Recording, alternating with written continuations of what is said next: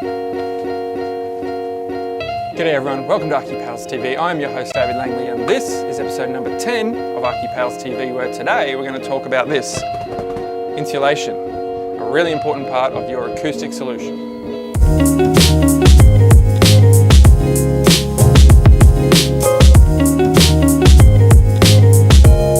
G'day everyone, welcome back. As I said, today we're talking about this, acoustic insulation. Now, the first point to make is that acoustic insulation is actually different to thermal insulation. I'm sure you're all familiar with thermal insulation. It helps your house stay cool in summer, warm in winter. But acoustic insulation obviously helps stop sound transformation from room to room or from outside to inside. Now, one of the things to look for when you're looking at your insulation is this number right here. Now, don't be tricked though, because this number, this R2.5, that actually refers to its thermal characteristics, not its acoustic characteristics, and that's a little bit different. However,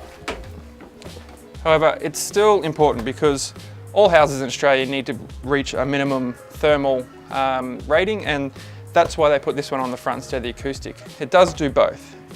If you're not looking for this, if you're not looking for R2, whatever, what you're looking for is a rating called an RW rating. Now, an RW rating is actually quite hard to come up with, because it's put together by a number of different things. How wide your timber studs are spaced. Are they timber or metal? Are they 90mm, 70mm, 120mm? All that makes up the RW number, and that's why they tend not to put it on these, because it kind of depends on what your situation is. However, we can help you today figure out what the best approach is when you're looking for an acoustic insulation. Now, what you want to look for is density. What you need to do is look up the characteristics of the insulation you're looking at using on the net. They all have densities there most of them go from about 14 kilograms per cubic meter up to about 27 kilograms per cubic meter. And the rule of thumb is obviously the higher the density, the better the acoustic properties of the insulation. When you're thinking about RW, RW goes up in a number. So a standard wall, for instance, timber stud, 600 space, 90mm timber stud, normal plasterboard either side, it's probably an RW of around 32.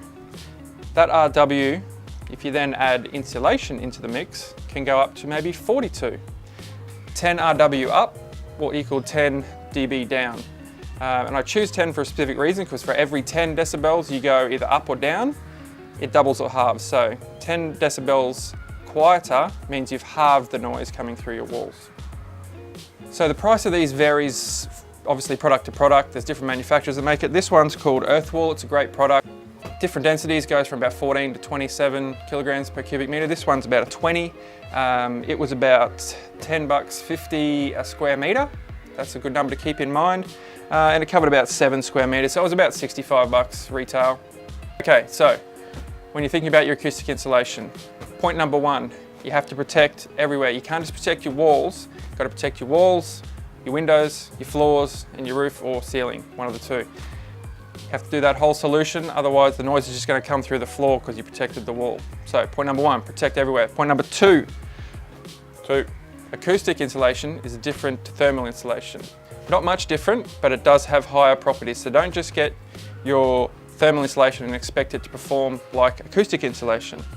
And point number three, density matters. So yes, higher the R number is good, but also try and check out the density. Lower density is around 14 kilograms per cubic meter, high is 27. So obviously the higher you go, the better it's going to protect you from sound. You only remember one thing from this, insulation is good, get some. So, okay, thanks for watching ArchiPalsTV, episode number 10, and we'll see you next time on ArchiPalsTV. Bye-bye.